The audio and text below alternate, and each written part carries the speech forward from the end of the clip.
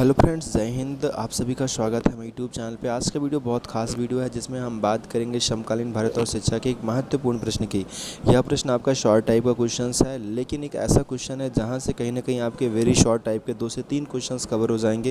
यानी कि अति लघुत्तरीय जो प्रश्न होते हैं उनको भी 2 से 3 प्रश्नों को आप तैयार कर पाएंगे, और साथ ही कहीं ना कहीं आप एक लघुत्तरीय प्रश्न को भी तैयार कर पा रहे हैं। और एक ऐसा प्रश्न जो कि बहुत ज़्यादा इंपॉर्टेंट है, 2016 में आया था, 17-18 में नहीं आया, 19 में नहीं आया, 20-21 में पेपर 22 में आने की पूरी पॉसिबिलिटी बन जाती है। त्रिभाषा सूत्र क्या है, इसके बारे में आज के हम इस वीडियो में बात करेंगे, जो कि बहुत ज़्यादा इंपॉर्टेंट क्वेश्चन है। आप सभी को इतना कहेंगे कि अगर आप चैनल पर पहली बार विजिट किए हैं तो आप चैनल को सब्सक्राइब कर सकते हैं। हम आपके लिए वीडियोज़ लाते हैं CCS के अपडेट्स प्लस इनके सिलेबस के।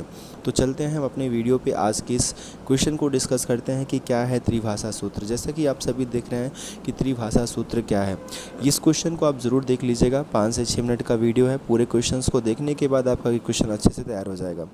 यहाँ पर लिखा है, भाषा की समस्या को हल करने के लिए कोठारी कमीशन ने पूरी निष्ठा का निर्वाह किया। अब सबसे पहला जो आपका अति लघुत्तरीय प्रश्न यहाँ से तैयार होगा वो यही हो जाएगा कि त्रिभाषा सूत्र के लिए किस आयोग का या किस कमीशन का गठित किया गया। तो आपका आंसर क्या होगा? कोठारी कमीशन। तो एक क्वेश्चन तो आपका यहीं से तैयार हो जाता है। तो और यहाँ इस क्वेश्चन को तैयार करने से कहीं ना कहीं आपका ये भी तैयार हो जा रहा है कि भाई भाषा की समस्या को हल करने के लिए कोठारी कमीशन को पूरी निष्ठा का निर्वाह करना पड़ा। तो कहीं ना कहीं इस लाइन को भी आप बड़े आसानी से लिख पाएंगे। तो आपकी 2 चीज़ें तैयार हो रही हैं, इन बातों को ध्यान देना।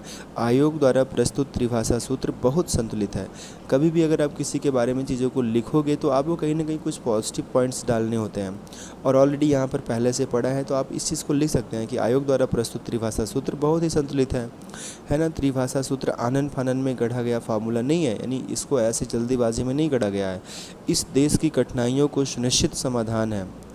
इस देश की कठिनाइयों का सुनिश्चित समाधान है जो नाना प्रकार के मतों की समन्वय से उत्पन्न हुआ है। मतलब यहाँ पर कहीं ना कहीं इस फार्मूले में इस देश की जो कठिनाइयाँ हैं उनका कम्प्लीटली समाधान भी है। इस एक ऐसा फार्मूला है बिकॉज हमारे देश में कई तरह के स्टेट हैं, अलग अलग स्टेट हैं, अलग अलग स्टेट की अलग अलग भाषा है। तो ये जो त्रिभाषा सूत्र दिया गया है कुछ ऐसा दिया गया है कि पूरे देश के समन्वय को स्थापित किया जा सके भाषा को लेकर।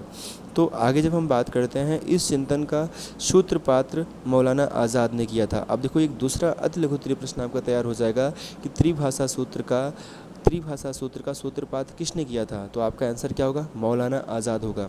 ध्यान देना, अगर आप वीडियोज़ को वॉच कर रहे हो तो इन क्वेश्चनों को ज़रूर ध्यान देना, क्योंकि क्वेश्चंस आपके एग्ज़ाम में हो सकते हैं। सबसे पहला क्वेश्चन कि भाषा का त्रिभाषा सूत्र किस कमीशन के तहत हुआ था। तो कठोरी कमीशन, कोठारी कमीशन। और दूसरा आपका कि भाषा का सूत्रपात किसने किया था, तो मौलाना आज़ाद हो जाएगा।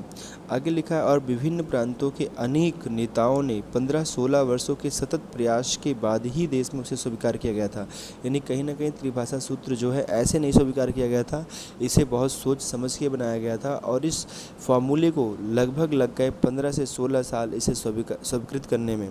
15 से 16 साल हर राज्य के, कई राज्यों के जो नेता थे वो लोगों ने इसके बारे में विचार विमर्श किया, दिन इसे स्वीकारा। खुद पंडित नेहरू ने इस फार्मूले को बहुत बड़े हामी थे, यानी पंडित नेहरू भी कहीं ना कहीं इस फार्मूले के बहुत सपोर्टिव थे।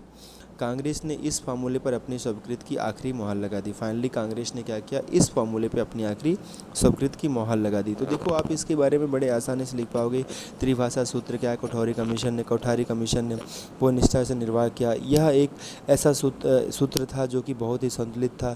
इसको जल्दीबाजी में नहीं बनाया गया था, इसमें देश की कठिनाइयों को ध्यान रखा गया था, और इसका सूत्रपात मौलाना आज़ाद ने किया था। बहुत सारे राज्यों के नेताओं ने इसका सतत काफ़ी 15 से 16 वर्षों के बाद इसे स्वीकार किया था, और पंडित नेहरू भी इसके हामी थे। और कहीं ना कहीं फाइनली कांग्रेस ने इस पर अपनी मुहर लगा दी। तो इन चीज़ों को बड़े अच्छे से अपने शब्दों में आप अच्छे से लिख सकते हैं। आगे देखते हैं, तब से यह फार्मूला देश के भाषा नीति का मुख्य आधार बन गया। जो भाषा नीति है उसका आधार यही फार्मूला है। अगर इस फार्मूले को हिलाया डुलाया जाएगा तो देश की भाषा नीति जो है पूरा डामाडोल हो जाएगी। अगर इस फार्मूले से कोई भी छेड़छाड़ की जाती है तो कहीं ना कहीं जो हमारी भाषा की नीति है उसमें बदलाव आ जाएगा, कुछ ज़्यादा ही बड़ा। सो ये फार्मूला बहुत ही अच्छा है, और इस फार्मूले को ही हम फॉलो करते हुए चल रहे हैं। क्या है फार्मूले में, आगे देखते हैं। आयोग की भाषा विषयक सिफारिशें सीधी, स्वच्छ, प्रगतिशील और निर्भीक नहीं हैं। भारत में ऐसे बहुत से लोग हैं जो बातें तो भारतीय भाषाओं के पक्ष में बोलते हैं, मगर काम अंग्रेजी के सत्ता के कायम रखने के लिए करते हैं। हमारा दुर्भाग्य है कि कोठारी कमीशन कोठारी आयोग ने भी ऐसे ही हिंदुस्तानियों को हाँ में हाँ मिलाई है। ये हमारा दुर्भाग्य ही है, कहीं ना कहीं इन्होंने भी उसी का सपोर्ट किया है कि आप बात तो जो है कहीं ना कहीं हिंदी की कर रहे हैं, लेकिन आप सपोर्ट इंग्लिश की कर रहे हैं।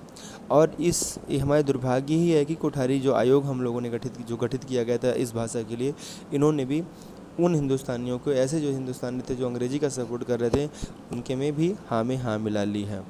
लेकिन बातें उतनी एक्टिव नहीं हो पाई, जैसा कि यहाँ पर आप आगे देख रहे हैं कि आयोग ने अपने प्रतिवेदन के आरंभ में यह स्वीकार किया है कि महत्व की दृष्टि से पहला स्थान मातृभाषा का, यानी पहला स्थान हमारे देश में हमारी मातृभाषा का होगा।